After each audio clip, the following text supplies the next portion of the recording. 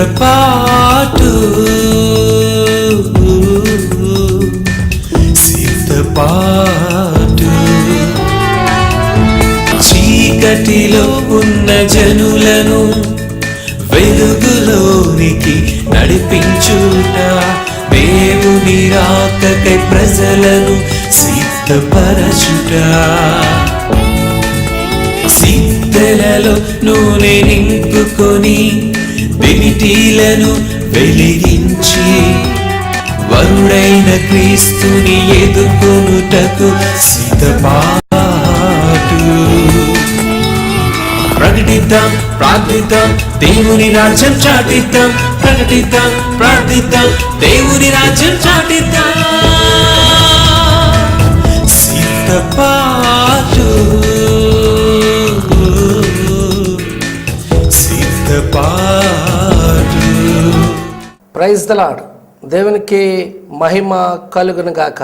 ప్రభునందు ప్రియమైనటువంటి దేవుని బిడ్డలారా, దేవుని యొక్క మహాకృపను బట్టి, ఆయన ఉచితమైనటువంటి వాత్సల్యాన్ని బట్టి మరొక వారం మీ ముందుకు రావడానికి పరిశుద్ధాత్మ దేవుడు చేసినటువంటి సహాయాన్ని బట్టి దేవునికి కృతజ్ఞతలు చెల్లిస్తూ ఉన్నాను. ప్రభునందు ప్రియమైనటువంటి దేవుని బిడ్డలారా, 2014వ సంవత్సరంలో దేవుడు మన జీవితాల్లో చేయబోయేటువంటి అద్భుతాలు ఏవైతే ఉన్నాయో, ఈ 2014వ సంవత్సరంలో దేవుడు మనకి ఇవ్వబోయేటువంటి ఆశీర్వాదాలు ఏదైతే ఉన్నాయో దాని కొరకు ఎదురు చూచేటువంటి వారుగా మనం ఉన్నాము. దేవుడు వాగ్దానం చేశాడు. వాగ్దానం చేసినటువంటి దేవుడు నమ్మదగిన వాడుగా మనకి కనబడుతున్నాడు. ప్రభునందు ప్రియమైనటువంటి దేవుని బిడ్డలారా, 2014వ సంవత్సరంలో ఒక వాగ్దానాన్ని ఆయన మన పక్షంగా చేశాడు. ఇశ్రాయేలు ప్రజలు ఎలాగా ప్రవర్తించాలో ఒక తండ్రిలాగా వారిని ఆయన గైడ్ చేసినట్లుగా పరిశుద్ధ గ్రంథమందు మనం చూస్తుంటాం. ఈ 2014వ సంవత్సరంలో కూడా మనం ఏ విధంగా ప్రవర్తించాలి, లేకపోతే ఏ విధంగా మనం నడవాలి, ఏ విధమైనటువంటి ఆలోచనలు మనం కలిగి ఉండాలి, ఏ విధమైనటువంటి తలంపులు మనం కలిగి ఉండాలి, ఎలాంటి ప్రవర్తన మనం ప్రవర్తించాలి అనేటువంటి విషయంలో దేవుడు ఒక తండ్రిలాగా ఆయన మనల్ని గైడ్ చేయబోతున్నాడు అనేటువంటి విషయాన్ని ఈ సమయంలో మీరు గమనించాలని నేను మీకు మనవి చేస్తున్నాను. గత వారం మనం ధ్యానం చేస్తాం. ఒక అద్భుతమైనటువంటి వాగ్దానం, శక్తితో కూడినటువంటి వాగ్దానం. ఆ వాగ్దానాన్ని ప్రభు మన కొరకు ఆయన ఇచ్చినాడు. ఈ 2014వ సంవత్సరంలో హోషేయ గ్రంథము 13వ అధ్యాయము 5వ వచనంలో మనం చూస్తే, మహా ఎండకు కాలినటువంటి అరణ్యములో నిన్ను స్నేహించినటువంటి వాడును నేనే అని చెప్పి ప్రభు గొప్ప వాగ్దానాన్ని చేస్తున్నట్లుగా మనం చూస్తుంటాం. ఈ ప్రపంచంలో 3 కోట్ల మంది దేవుళ్ళుగా పిలువబడేవారు ఉన్నారట. వారెవరు కూడా మానవుణ్ణి నడిపించడానికి ఇలాంటి వాగ్దానాలు చేసినటువంటి దాఖలా మనకెక్కడ కూడా కనబడదు. ఏ గ్రంథంలో చూసినా ఆదరణతో కూడినటువంటి మాటలు, ధైర్యాన్ని ఇచ్చేటువంటి మాటలు, లేకపోతే ప్రేమతో కూడినటువంటి మాటలు. ఈ మాటలు ఒక్క బైబిల్లో తప్పించి మరే గ్రంథంలోనూ కనబడవు అనేటువంటి సత్యాన్ని ఈ సమయంలో జ్ఞాపకం చేసుకోవాలని నేను మీకు మనవి చేస్తున్నాను. దేవుడు మనల్ని ప్రేమించి ఒక వాగ్దానం, మహా ఎండకు కాలినటువంటి అరణ్యములో నిన్ను స్నేహించినటువంటి వాడును నేనే. ప్రభునందు ప్రియమైనటువంటి దేవుని బిడ్డలారా, గత వారం ఈ యొక్క కార్యక్రమాన్ని చూస్తున్నటువంటి ఒక హైందవ సహోదరుడు విశాఖపట్నం నుంచి నాకు ఫోన్ చేస్తూ ఆయన మాట్లాడినటువంటి మాటలు దేవుని యొక్క నామాన్ని ఘనపరచని. ఏం మాట్లాడాడు ఆయన అని అంటే, ఆయన ఫోన్ చేసి నాతో అంటున్నాడు, బ్రదర్, నేను 15 సంవత్సరాల నుంచి డిప్రెషన్లో ఉన్నాను. నా చుట్టూ ఉన్నటువంటి పరిస్థితులు ఆ విధంగా కనబడుతున్నాను. ఈరోజు అనుకోకుండా రక్షణ ఛానల్ నేను ట్యూన్ చేశానండి. మీ ప్రోగ్రాం నాకు కనబడింది. ఎందుకో మీ మాటలు నన్ను ఆకర్షించినాయి. ఆ మాటలు విన్నప్పుడు నాకు ఒకలాంటి ధైర్యం కలిగిందండి అని చెప్పి హైందవ సహోదరుడు ఫోన్ చేసినప్పుడు, ప్రభునందు ప్రియమైనటువంటి దేవుని బిడ్డలారా, ఆ మాటలు బట్టి నేను దేవుణ్ణి ఎంతగానో స్తుతించాను. ఆయన అంటున్నాడు, 15 సంవత్సరాల నుంచి డిప్రెషన్లో ఉన్నానండి. మీరు అంటున్నారు దేవుడు ప్రేమ కలిగినటువంటి వాడని, మహా ఎండకు కాలినటువంటి అరణ్యములో స్నేహించేటువంటి వాడని, ఆయన కౌగిలించుకునేటువంటి వాడని, ఆయన ముద్దాడేటువంటి వాడని, ఆయన నడిపించేటువంటి వాడని, ఆయన స్వస్థపరిచేటువంటి దేవుడని మీరు మాట్లాడుతున్నారు. ఈ మాటల్లో నిజం ఉందా బ్రదర్ అని అడిగితే నేను చెప్పాను, దేవుని మాటలు సత్యంతో కూడినటువంటివి. మీరు నమ్మండి, మీ జీవితంలో అద్భుతం చేస్తాడు. మీరు 15 సంవత్సరాల నుంచి డిప్రెషన్లో ఉన్నాను అని అంటున్నారు. మీ యొక్క చిన్న కుమార్తె యొక్క వైవాహిక జీవితము పాడవడాన్ని బట్టి మీరు ఎంతో డిప్రెషన్లకు గురయ్యానని చెప్పి మీరు చెప్తున్నారు. మీరు నమ్మండి దేవుని యొక్క సత్యాన్ని. 2014 సంవత్సరంలో మీరు నమ్మితే ఆయన మీ చేయి పట్టుకుని నడిపిస్తాడు. అంతేకాదు, మీరు నమ్మితే ఆయన మిమ్మల్ని కౌగిలించుకుంటాడు. అంతేకాదు, మీరు నమ్మితే మిమ్మల్ని స్వస్థపరుస్తాడు. శారీరకమైన స్వస్థత, ఆత్మీయమైన స్వస్థత రెండు కలుగుతాయి బ్రదర్. మీరు డిప్రెషన్ నుంచి విడుదల పొందుతారు. మీరు ఎప్పుడూ చూడనటువంటి ఆనందాన్ని చూస్తారు, ఎప్పుడు చవి చూడనటువంటి సమాధానాన్ని కొని తెచ్చుకుంటారు. అంతేకాదు, మీ కుటుంబము ఆరోగ్యంతో సంతోషంతో ఉంటుంది బ్రదర్. మీరు నమ్మి దేవుని సన్నిధిలో ప్రార్థన చేస్తే దేవుడు ఈ వాగ్దానాన్ని తప్పనిసరిగా నెరవేరుస్తాడు అని నేను చెప్పినప్పుడు ఆయన ఎంతగానో ఆ మాటలను రిసీవ్ చేసుకుని సంతోషించాడు అనేటువంటి విషయాన్ని ఈ సమయంలో నేను మీకు జ్ఞాపకం చేస్తున్నాను. నిజమే, ప్రభునందు ప్రియమైనటువంటి దేవుని బిడ్డలారా, ఈ 2014 సంవత్సరంలో ప్రభు అంటున్నాడు, నీకు ఒక స్నేహితుడి మాదిరిగా నేను ఉంటాను. ఎంత అద్భుతమైనటువంటి మాట ఇది. దేవాది దేవుడు సృష్టికర్త అయినటువంటి ఆయన, నేను నీకు ఒక స్నేహితుడి మాదిరిగా ఉంటాను. నువ్వు కష్టాల్లో ఉంటే నేను ఆదరిస్తాను. నువ్వు ఒక బాధల్లో ఉంటే నీ పక్షంగా నేను ఉంటాను. అంతేకాదు, నువ్వు రోగశయ్యం మీద నువ్వు పరుండున్నప్పుడు ఇదిగో నిన్ను ఆదరించేటువంటి వాడుగా, ఒక బెస్ట్ స్నేహితుడిగా నేను ఉంటానని చెప్పి ప్రభు ఒక అద్భుతమైనటువంటి మాటను మనకు తెలియజేసినట్లుగా మనం చూస్తుంటాం. ప్రభునందు ప్రియమైనటువంటి దేవుని బిడ్డలారా, 2014 సంవత్సరంలో నువ్వు నమ్మితే ప్రభు ఒక స్నేహితుడి మాదిరిగా. చూడండి, మనకి అనేక మంది స్నేహితులు ఉంటారు. వారిలో కొంతమందిని బెస్ట్ ఫ్రెండ్స్గా మనం ట్రీట్ చేస్తుంటాం. మనకున్నటువంటి కష్టం ఏదైతే ఉందో ఆయనతో, ఆ ఫ్రెండ్తో మనం షేర్ చేసుకుంటాం. మనకున్నటువంటి సంతోషం ఏదైతే ఉందో ఆ ఫ్రెండ్తో మనం షేర్ చేసుకోవడానికి మనం ప్రయత్నం చేస్తుంటాం. ఈ లోకరీతి అయినటువంటి స్నేహితుడితోనే మనం అంత రిలేషన్ మనం కలిగి ఉంటే ప్రభు అన్నాడు, ఆ స్నేహితుడి కంటే నేను ఒక బెస్ట్ ఫ్రెండ్ మాదిరిగా నీ పక్షాన్ని ఉంటాను. ఆయన మనకు స్నేహితుడిగా ఉంటాను అని అంటున్నప్పుడు నీ బాధ ఏదైతే ఉందో, నీకున్నటువంటి ఇబ్బంది ఏదైతే ఉందో, నీకున్నటువంటి రోగం ఏదైతే ఉందో దాన్ని నీ స్నేహితుడైనటువంటి ఆ యేసయ్యకి నువ్వు తెలియజేస్తే ఈ 2014 సంవత్సరంలో ఒక అద్భుతాన్ని చూస్తావు అనేటువంటి విషయాన్ని, సత్యాన్ని సమయంలో నువ్వు నమ్మాలని నేను మీకు మనవి చేస్తున్నాను. ప్రభునందు ప్రియమైనటువంటి దేవుని బిడ్డలారా, హోషేయ గ్రంథము 11వ అధ్యాయము 3వ వచనములో మనం చూస్తే, నీకు నడక నేర్పినటువంటి వాడును నేనే అని ప్రభు సెలవిస్తున్నాడు. అంతేకాదు, కౌగిలించుకుని వాడును నేనేనని అంటున్నాడు. అంతేకాదు, స్వస్థపరిచేటువంటి వాడును నేనేనని చెప్పి ప్రభు సెలవిస్తున్నట్లుగా మనం చూస్తుంటాం. నిజమే ప్రభునందు ప్రియమైనటువంటి దేవుని బిడ్డలారా, మరణకరమైనటువంటి రోగము నిన్ను పట్టి పీడిస్తున్నాను, భయపడవలసినటువంటి అవసరం లేదు. ఈ 2014 సంవత్సరంలో ఆయన నీ పక్షంగా ఒక వాగ్దానాన్ని చేస్తున్నాడు. నువ్వు నమ్ము ఈ సత్యాన్ని. ఆయన అంటున్నాడు, నేను స్వస్థపరిచేటువంటి వాడును నేనే అని చెప్పి ప్రభు సెలవిస్తున్నాడు. ప్రభునందు ప్రియమైనటువంటి దేవుని బిడ్డలారా, ఈ యొక్క వాక్యాన్ని చెప్పడానికి ముందుగా నేను ప్రార్థన చేసుకున్నాను. ప్రభువా, నువ్వు స్వస్థపరిచేటువంటి వాడుగా నువ్వు ఉంటున్నాను అని సెలవిస్తున్నావు. అనేక మంది తండ్రి విశ్వాసులు, అనేక మంది క్రైస్తవులు, అనేక మంది నీ ప్రియబిడ్డలు అనేకమైనటువంటి భయంకరమైనటువంటి వ్యాధులతో బాధపడుతున్నారు. ఈ 2014 సంవత్సరంలో వారికి పూర్తి ఆరోగ్యాన్ని నువ్వు ప్రసాదించాలి ప్రభా. నీ గాయపడినటువంటి హస్తంతో వారిని ముట్టుకోవాలి ప్రభా, నువ్వు స్వస్థపరచాలి అని చెప్పి నేను ప్రార్థన చేస్తే ప్రభు అంటున్నాడు, నా కుమారుడా, నువ్వు నమ్మితే నువ్వేదైతే ఆశపడుతున్నావో, ఏదైతే నువ్వు తలంపును కలిగినావు, ఏదైతే నీ కోరిక ఉందో అది యావత్తు 100% నీ కోరికని నేను ఫుల్ఫిల్ చేస్తాను, నీ కోరికను నేను తీరుస్తాను, నేను స్వస్థపరుస్తానని చెప్పి ప్రభు మాట్లాడాడు. ప్రభునందు ప్రియమైనటువంటి దేవుని బిడ్డలారా, భాగ్యలక్ష్మి అనేటువంటి ఒక సహోదరిని ప్రభు నాకు జ్ఞాపకం చేశాడు. ఆవిడ 6 సంవత్సరాల నుంచి క్యాన్సర్ వ్యాధితో బాధపడుతుందని ప్రభు చెప్తున్నాడు. భాగ్యలక్ష్మి, నువ్వు భయపడవలసినటువంటి అవసరం లేదని ప్రభు సెలవిస్తున్నాడు.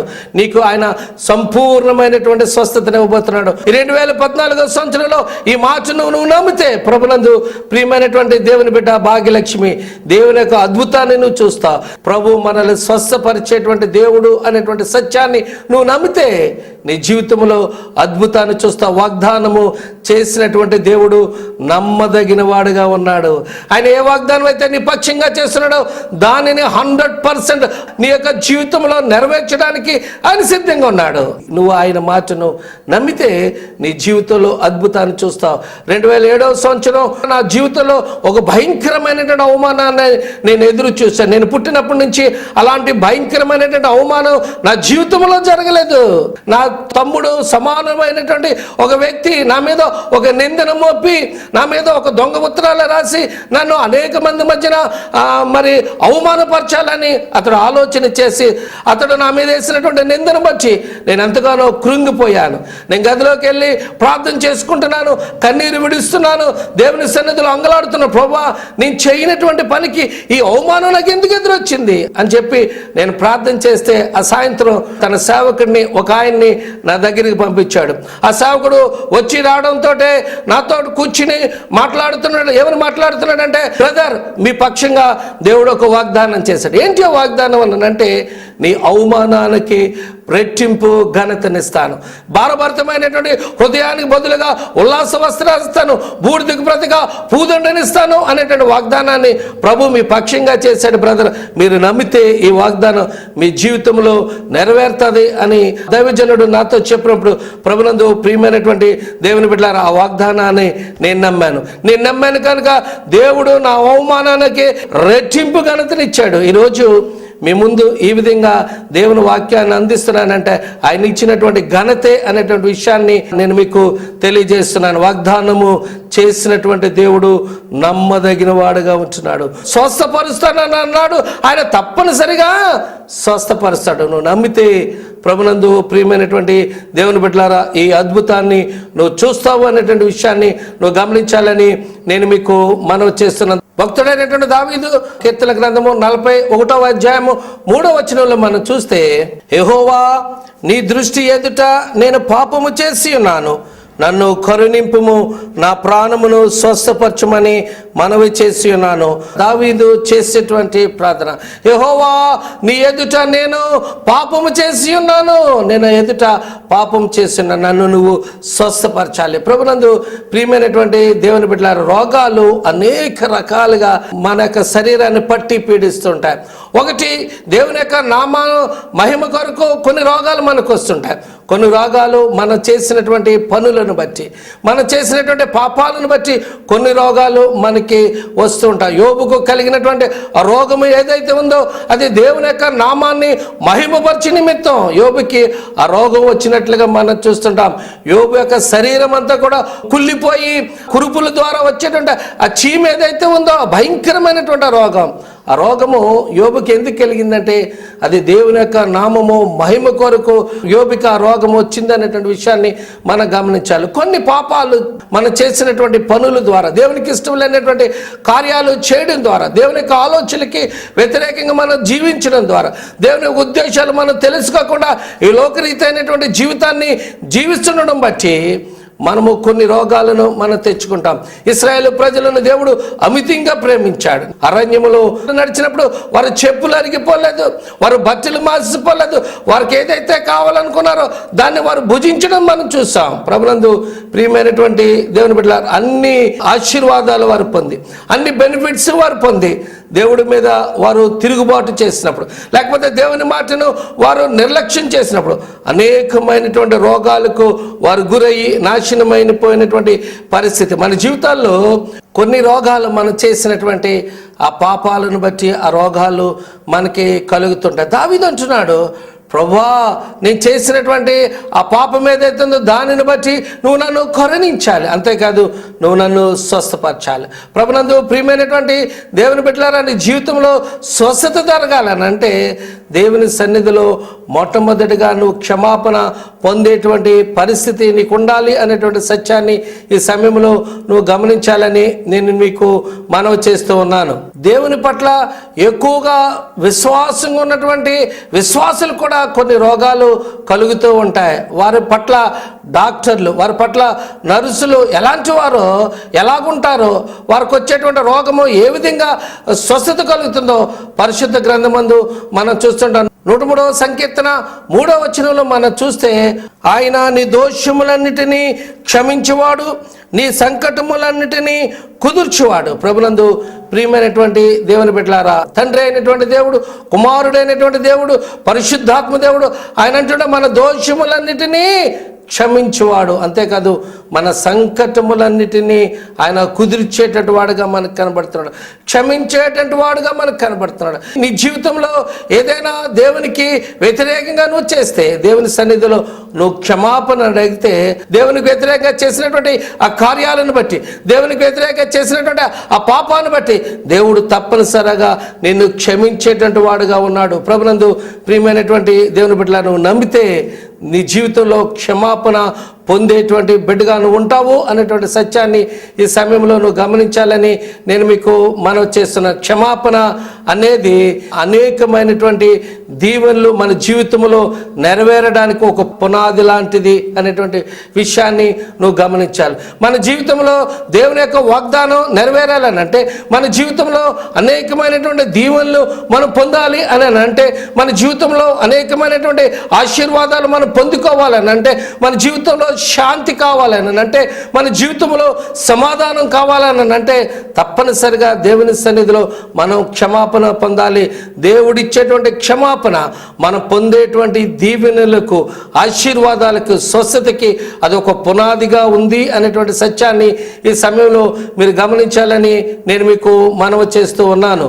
మనం దేవుని దగ్గర నుంచి క్షమాపణ పొందకుండా ఈ లోకంలో మన శరీరము ఎంత ఆరోగ్యంగా ఉన్నా, లేకపోతే మనకు ఎంత సంతోషం ఉన్నా, ఈ లోకరీతి అనేటువంటి సంతోషం, లేకపోతే ఈ లోకరీతి అనేటువంటి సిరి సంపదలు ఎంత ఉన్నా, ఇవన్నీ కూడా వ్యర్థము అనేటువంటి విషయాన్ని ఈ సమయంలో నువ్వు గమనించాలని నేను మీకు మనవి చేస్తున్నాను. నీ దగ్గర డబ్బు ఉండొచ్చు, లేకపోతే నీ శరీరము ఆరోగ్యంగా ఉండవచ్చు, నువ్వు అనుకోవచ్చు అది దేవుడిచ్చినటువంటి ఆశీర్వాదం అనుకోవచ్చు. ప్రభునందు ప్రియమైనటువంటి దేవుని బిడ్డలారా, ఈ లోకరీతి అనేటువంటి ఆనందం ఏదైతే ఉందో, ఈ లోకరీతి అనేటువంటి ఆరోగ్యం ఏదైతే ఉందో, ఈ లోకరీతి అనేటువంటి సంతోషం ఏదైతే ఉందో, ఈ లోకరీతి అనేటువంటి సిరి సంపదలు ఏదైతే ఉన్నాయో, ఈ లోకరీతి అనేటువంటి మేడలు మిద్దులు ఏదైతే ఉన్నాయో, ఈ లోకరీతి అనేటువంటి గౌరవ ప్రతిష్టలు ఏదైతే ఉన్నాయో, అవన్నీ కూడా అశాశ్వతము.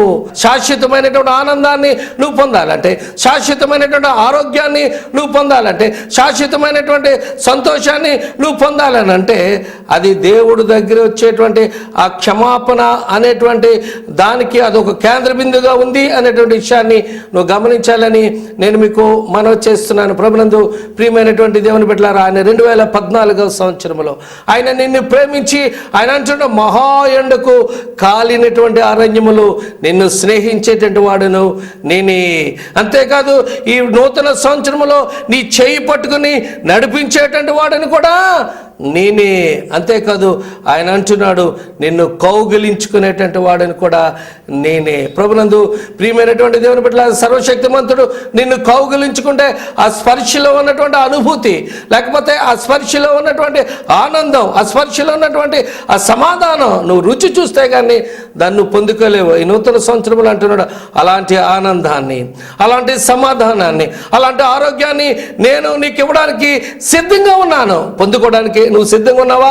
అలాంటి ఆనందం నువ్వు పొందుకోవాలనంటే దేవుని యొక్క మాటను, ఆ వాగ్దానాన్ని నమ్మేటువంటి పరిస్థితిలో ఉండాలి అనేటువంటి విషయాన్ని నువ్వు గమనించాలని నేను మీకు మనవి చేస్తున్నాను. ప్రభునందు ప్రియమైనటువంటి దేవుని బిడ్డలారా, దావీదు అంటున్నాడు 41వ సంకీర్తన 3వ వచనములో ఆయన అంటున్నాడు, రోగశయ్యం మీద యెహోవా వానిని ఆదరించును, రోగము కలుగగా నీవే వానిని స్వస్థపరచుదు. ప్రభునందు ప్రియమైనటువంటి దేవుని బిడ్డలారా, రోగము కలుగగా నీవే వారిని స్వస్థపరచు.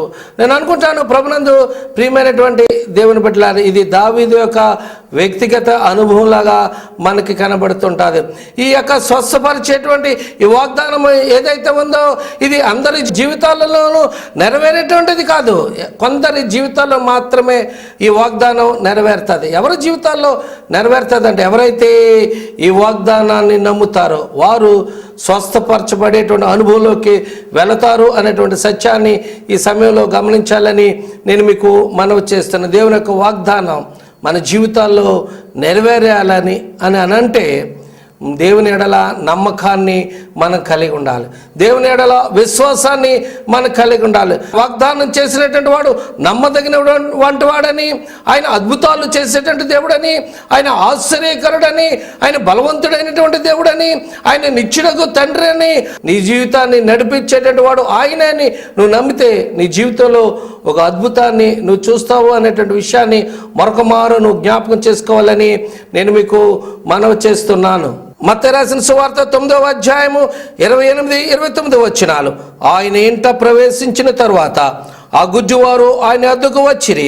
యేసు, నేను ఇది చేయగలనని నమ్ముచున్నారా అని వారిని అడుగగా వారు, నమ్ముచున్నాము ప్రభు అని ఆయనతో చెప్పిరి. అప్పుడు ఆయన వారి కన్నులను ముట్టి, మీ నమ్మిక చొప్పున మీకు కలుగును గాక అని చెప్పినంతలో వారి కన్నులు తెరవబడెను. ప్రభునందు ప్రియమైనటువంటి దేవుని బిడ్డలారా, నమ్మకం ద్వారా కలిగేటువంటి అద్భుతం ఏదైతే ఉందో ఈ సమయంలో పరిశుద్ధాత్మ దేవుడు మనకి జ్ఞాపకం చేస్తున్నాడు. యేసుక్రీస్తు ప్రభు వారు ఈ లోకంలో 33.5 సంవత్సరాలు ఆయన జీవించి 3.5 సంవత్సరాలు అద్భుతమైనటువంటి పరిచర్య చేశాడు. ఆయన 3.5 సంవత్సరాల్లో అనేకమైనటువంటి అద్భుత కార్యాలు, ఆయన అనేక మందిని స్వస్థపరిచినట్లుగా, అనేక మంది చనిపోయినటువంటి వారిని బ్రతికించినట్లుగా, దెయ్యాలతో పీడించబడుచున్నటువంటి వారికి విడుదల ఇచ్చినట్లుగా పరిశుద్ధ గ్రంథమందు మనం చూస్తుంటాం. ఆయన చేసినటువంటి అద్భుత కార్యాలు ఒకటి కాదు, రెండు కాదు. ఒక సందర్భంలో యేసుక్రీస్తు ప్రభు వారి దగ్గరికి ఒక గురుజువారు వచ్చినట్లుగా మనం చూస్తుంటాం. వచ్చినప్పుడు ఆ గురుజువారికి ఉన్నటువంటి ఉద్దేశం లేకపోతే ఆలోచన ఏంటంటే, తప్పనిసరిగా ప్రభు దగ్గరికి వెళితే, యేసయ్య దగ్గరికి వెళితే మేము స్వస్థత పొందుతాం, మేము చూపును పొందుతాం అనేటువంటి ఒక గొప్ప ఆశను, లేకపోతే ఒక గొప్ప విశ్వాసాన్ని, గొప్ప నమ్మికను వీరు కలిగి ప్రభు దగ్గరికి వస్తే ప్రభు వారిని అడుగుతున్నారు, అయ్యా నేను మిమ్మల్ని స్వస్థపరిచేటువంటి వాడేనని మీరు నమ్ముతున్నారా అని ప్రభు వారు అడుగుతున్నప్పుడు ఆ గురుజువారు సమాధానం చెప్పారు. ఏమని సమాధానం చెప్పారు అని అంటే, మేము నమ్ముచున్నాం ప్రభు అని. నేను అనుకుంటాను ప్రభునందు ప్రియమైనటువంటి దేవుని బిడ్డలారా, ప్రభు దగ్గరికి ఆ గురుజువారు వచ్చినప్పుడు, అయ్యా నేను ఈ యొక్క కార్యాన్ని చేయగలనని మీరు నమ్ముతున్నారా అని అడిగితే ఆ గుజ్జువారు ఇంకో రకమైనటువంటి సమాధానం చెప్పారు అని అనుకోండి.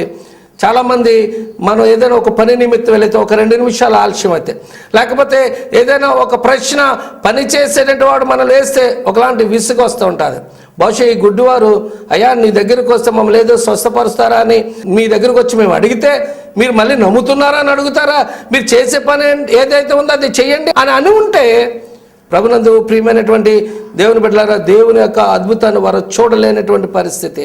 మనం ఇక్కడ చూస్తే ఒక గొప్ప నమ్మికను, లేకపోతే ప్రభు ఎడల గుడ్డి వారికి కలిగినటువంటి ఆ నమ్మిక ఏదైతే ఉందో, ప్రభు ఎడల గుడ్డి వారికి కలిగినటువంటి విశ్వాసం ఏదైతే ఉందో దానిని వారు బహిర్గతం చేస్తున్నారు, ఒప్పుకుంటున్నారు. ప్రభు ఏమని ఒప్పుకుంటున్నారంటే, అయ్యా నీవే మెస్సీ అని నమ్ముతున్నాం, నువ్వు అద్భుతాలు చేసేటువంటి దేవుడని, నువ్వు ఆశ్చర్యకరుడని, మా జీవితాలను వెలిగించేటువంటి వాడు నీవని, మా జీవితాల్లో సమాధానాన్ని ఇచ్చేటువంటి వాడు నీవని, మా జీవితాల్లో మమ్మల్ని స్వస్థపరిచేటువంటి వాడు నీవే అని మేము నమ్ముతున్నాం.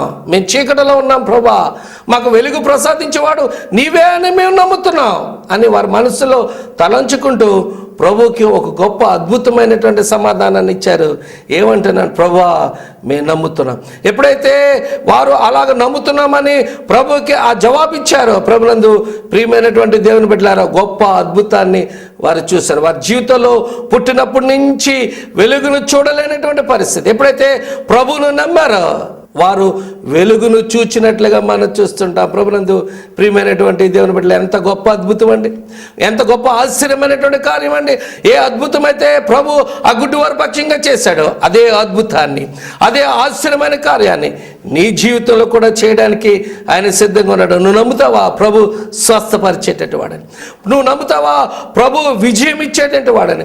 నువ్వు నమ్ముతావా ప్రభు అవమానాల నుంచి మనల్ని తప్పించేటటువంటి వాడని? నువ్వు నమ్ముతావా అవమానానికి ప్రతిగా రెట్టింపు ఘనతను ఇచ్చేటువంటి వాడని? నువ్వు నమ్ముతావా నీకున్నటువంటి ఆర్థిక సమస్య నుంచి ఆయన విడుదల ఇచ్చేటువంటి వాడని? నువ్వు నమ్ముతావా నువ్వు కోల్పోయినటువంటి ఆనందాన్ని తిరిగి ఇచ్చేటువంటి వాడని? నువ్వు నమ్ముతావా నీ కుటుంబంలో శాంతిని ఇచ్చేటువంటి వాడని? నువ్వు నమ్మితే ప్రభునందు ప్రియమైనటువంటి దేవుని బిడ్డలారా, దేవుని యొక్క అద్భుతాన్ని నువ్వు చూస్తావు. ప్రభునందు ప్రియమైనటువంటి దేవుని బిడ్డలారా, ఈ సత్యాన్ని నువ్వు నమ్మాలని నేను మీకు తెలియజేస్తూ ఉన్నాను. ఇర్మియా గ్రంథము 31వ అధ్యాయము 3వ వచనంలో మనం చూస్తే మరొక గొప్ప అద్భుతమైనటువంటి వాగ్దానం మనకు అక్కడ కనబడుతున్నట్లుగా మనం చూస్తుంటాం. శాశ్వతమైన ప్రేమతో నిన్ను ప్రేమించుచున్నాను గనుక విడువక నీ ఎడల కృప చూపుచున్నాను. ప్రభునందు ప్రియమైనటువంటి దేవుని బిడ్డలారా, దేవుడు మనల్ని అమితంగా ప్రేమిస్తున్నాడు. ఆయన అమితంగా ప్రేమిస్తున్నాను అనడానికి నిదర్శనంగా ఆయన అంటున్నాడు ఈ దినం ఒక గొప్ప వాగ్దానం. ఏమిటి? శాశ్వతమైనటువంటి ప్రేమతో నిన్ను నేను ప్రేమిస్తున్నాను. ఆ ప్రేమ శాశ్వతం. అది ఒక రోజు ఉండేటువంటి ప్రేమ కాదు అది, లేకపోతే ఒక నెల రోజు ఉండేటువంటి ప్రేమ కాదు అది, లేకపోతే ఒక సంవత్సరం పాటు ఉండేటువంటి ప్రేమ కాదు అది. ఆయన అంటున్నాడు నా ప్రేమ శాశ్వతమైనటువంటి ప్రేమ. ప్రభునందు ప్రియమైనటువంటి దేవుని బిడ్డలారా, నువ్వు నమ్మితే ఆయన శాశ్వతమైనటువంటి ప్రేమతో నన్ను ప్రేమిస్తున్నాడని నువ్వు నమ్మితే ఆయన శాశ్వతమైనటువంటి ప్రేమను నువ్వు రుచి చూచేటువంటి బిడ్డగా ఉంటావు. అంతేకాదు అనుదినము మన ఎడల ఆయన వాత్సల్యాన్ని చూపిస్తున్నాడు. అనుదినము మన ఎడల ఆయన కృప చూపిస్తున్నాడు. ప్రభునందు ప్రియమైనటువంటి దేవుని బిడ్డలారా, ఆయన కృప మనం అనుకుంటాం అది ఉచితమైనటువంటి కృప. ప్రభునందు ప్రియమైనటువంటి దేవుని బిడ్డలారా, నేను అంటాను అది ఉచితమైనటువంటి కృప కాదు.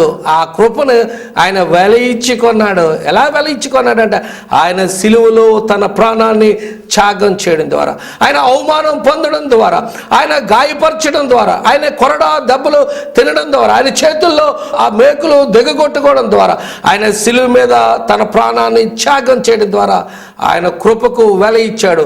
ఆ వెలతో కొన్నటువంటి ఆ కృప ఏదైతే ఉందో ప్రభునందు ప్రియమైనటువంటి దేవుని బిడ్డలారా, అది మనకి ఆయన ఉచితంగా ఇస్తున్నాడు. ఆయన అంటున్నాడు శాశ్వతమైనటువంటి ప్రేమతో నిన్ను నేను ప్రేమిస్తాను. నా ఉచితమైనటువంటి ఆ కృపను నీ ఎడల నేను చూపుతాను. వాత్సల్యాన్ని చూపేటువంటి వాడుగా నేను ఉన్నాను. నువ్వు నమ్మితే నీ జీవితంలో గొప్ప అద్భుతాన్ని చూస్తా. ప్రార్థన చేసుకుందాం.